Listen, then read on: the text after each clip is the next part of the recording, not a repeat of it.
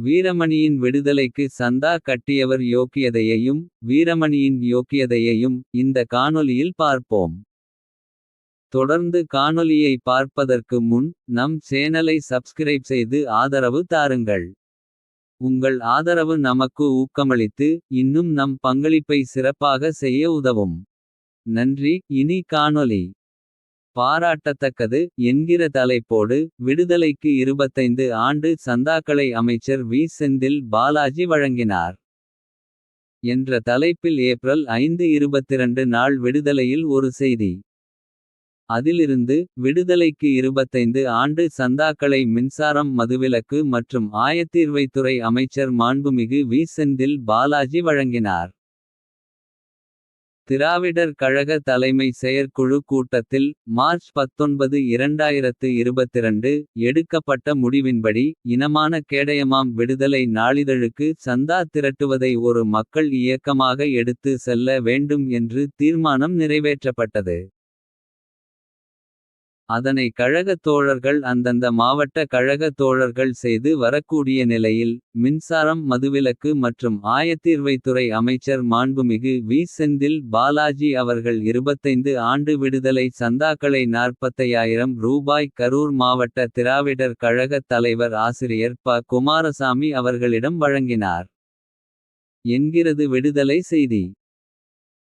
அந்த செய்தியை வாசித்ததும் நம் மனதில் தோன்றியது என்னவென்றால். இப்போது தி.மு.க.வில் இருக்கிற செந்தில் பாலாஜி எதிர்காலத்தில் எந்த கட்சிக்கு போனாலும். எந்த கட்சிக்கு போய் ஊழலில் மட்டுமல்லாது வேறெந்த தவறு செய்து சின்னாபின்னமானாலும். தி.க. பேர்வழிகள் வாய் திறக்க மாட்டார்கள் என தோன்றியது. தி.க. பேர்வழிகளைப் பொறுத்தவரை மனச்சாட்சி பேசுவதைவிட. சந்தா பணம் நன்கொடை பணம் தான் பேசும். இதை நாம் வாய் புளித்ததோ மாங்காய் புளித்ததோ என கூறவில்லை. ஆதாரத்துடன் தான் கூறுகிறோம். 2-3 சம்பவங்களை எடுத்துவிடுகிறோம். மார்ச் 4 2016 நாள் விடுதலையில் வந்த நன்கொடை செய்தி இது. கிறிஸ்தவ பேராயர் எஸ்ரா சர்க்குணம் திருச்சி சிறுகனூரில் 2016ஆம் ஆண்டு மார்ச் 19, 20 தேதிகளில் நடந்த திராவிடர் கழக மாநாட்டிற்காக கி. வீரமணிக்கு 50,000 ரூபாயினை தந்தார். கிறிஸ்தவ பேராயர் எஸ்ரா சர்க்குணம் கொடுத்த 50,000 பணம் என்ன செய்தது என்றால். எந்த ஒரு கிறிஸ்தவ பாதிரிகளின் பாலியல் வன்கொடுமையையும் வன்மையாக கண்டித்து பேச முடியாத அளவு கி. வீரமணியின் வாயை கட்டி போட்டது. பாவப்பணம் பாவப்பணம் என்பார்கள். ஒருவனை மோசம் செய்து சம்பாதித்த பணத்தை பாவப்பணம் என்பார்கள். உண்மையில் பாவப்பணம் அதுவல்ல. பாதிரியார் எஸ்ரா சர்க்குணம் கொடுத்த 50,000 ரூபாய் பணம்.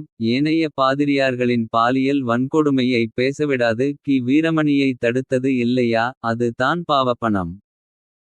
பணம் வாங்கி கொண்டு கொலை செய்பவனுக்கும் இந்த விஷயத்தில் கி. வீரமணிக்கும் என்ன வித்தியாசம் உள்ளது. தங்கள் கள்ள உறவை பார்த்த ஒரே காரணத்தால் கன்னியாஸ்திரி அபயாவை கொடூரமாய் கொன்று கிணற்றில் தள்ளிய பாதிரியார் தாமஸ் மற்றும் கன்னியாஸ்திரி செபி ஆகியோர் ஆயுள் தண்டனை பெற்ற செய்தியை கூட கி. வீரமணி தாம் பெற்ற பாவ பணத்திற்காக தம் பத்திரிகையில் பிரசுரிக்காமல் பார்த்து கொண்டார். பணம் பாதாளம் வரை மட்டுமல்ல பெரியார் திடல் வரை பாயும் போலும் என்பதை தானே அந்த சம்பவம் நிரூபித்தது. இத்தகைய யோக்கியதை பேர்வழி அமைச்சர் செந்தில் பாலாஜியிடம் வாங்கிய பணத்திற்காக. அவர் என்ன செய்தாலும் பார்த்து கொண்டு அடக்க ஒடுக்கமாய் தானே இருப்பார். இதே போல் நடந்த இன்னொரு சம்பவத்தை பார்த்தோமேயானால். நாம் சொல்வதிலுள்ள உண்மை விளங்காமல் போகாது. ஆகஸ்ட் 15 2012 நாள் விடுதலையில் வந்த ஒரு செய்தியை பார்ப்போம். மத்திய இணை அமைச்சர் ஜெகத்ரட்சகன் பிறந்த நாள். தமிழர் தலைவர் கி. வீரமணி நேரில் வாழ்த்து என்கிற தலைப்பில் ஒரு செய்தி.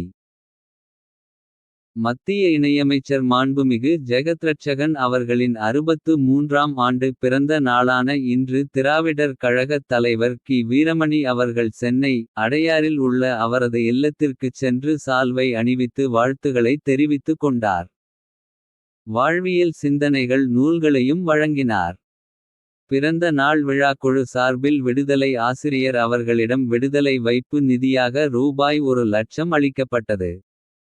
நன்றி என்கிறது அந்த செய்தி. இனமான தலைவர் கி. வீரமணிக்கு எவ்வளவு சுயமரியாதை பார்த்தீர்களா. பெரியாரின் போர்வாளாம் 85 வயதான பெரிய மனிதர் கி. வீரமணியின் வீட்டிற்கு 63 வயதே ஆன ஜெகத்ரட்சகன் போய் வாழ்த்து பெறவில்லை. கி. வீரமணி தான் வம்படியாய் அவர் இல்லம் போய் வாழ்த்து தெரிவித்து. வைப்பு நிதி தந்தாலே ஆயிற்று என 1,00,000 பெற்று வந்திருக்கிறார். சுயமரியாதைக்காரன் என சொல்லிக் கொள்கிற கி. வீரமணியை தேடி போய் அவர் வாழ்த்து பெற வேண்டுமா அல்லது கி. வீரமணி போய் வாழ்த்து சொல்ல வேண்டுமா. அப்படியும் வீரமணியை விட வயதானவராக இருந்தாலும் பரவாயில்லை. வயதானவரும் கிடையாது. 1,00,000 நிதிக்கு அதுவும் வைப்பு நிதிக்கு தான். அதிகாலையிலேயே கி. வீரமணி கிளம்பினார்.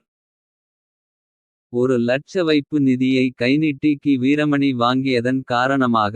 ஜெகத்ரட்சகன் குறித்து எதிர்மறையாக வந்த எத்தனையோ செய்திகளில் ஒன்றை கூட கி. வீரமணியின் விடுதலை பத்திரிகை வெளியிடவே இல்லை. உதாரணத்திற்கு ஒரு சம்பவம்.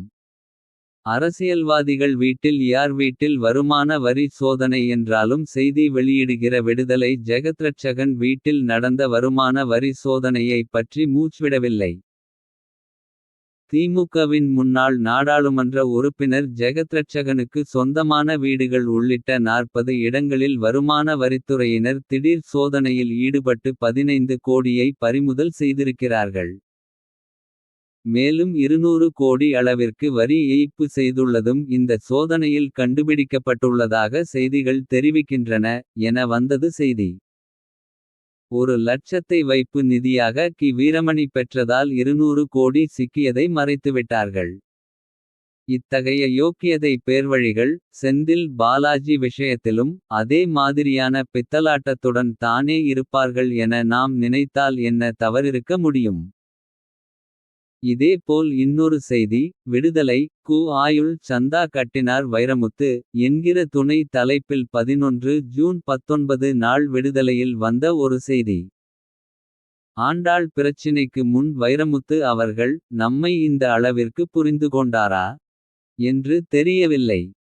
ஆண்டாள் நெருக்கடி வந்தவுடன் அதைப்பற்றி விடுதலையில் நாம் எழுதியவுடன். விடுதலைக்கு ஆயுள் சந்தா கட்டினார் வைரமுத்து. விடுதலையினுடைய பெருமையை அவர் சொல்ல ஆரம்பித்து விட்டார். என்றார் கி. வீரமணி. அதாவது வைரமுத்து விடுதலைக்கு ஆயுள் சந்தா கட்டியதால் தானே கி. வீரமணி வாலை ஆட்டிக் கொண்டு. மீடு விவகாரத்தில் பாலியல் குற்றம் சாட்டப்பட்ட வைரமுத்துவை காப்பாற்றும் இழிவான வேலையில் இறங்கினார்.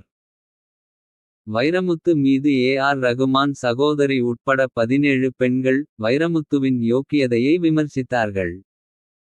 எவரின் சத்தமும் கி. வீரமணியின் காதில் விழவே இல்லை.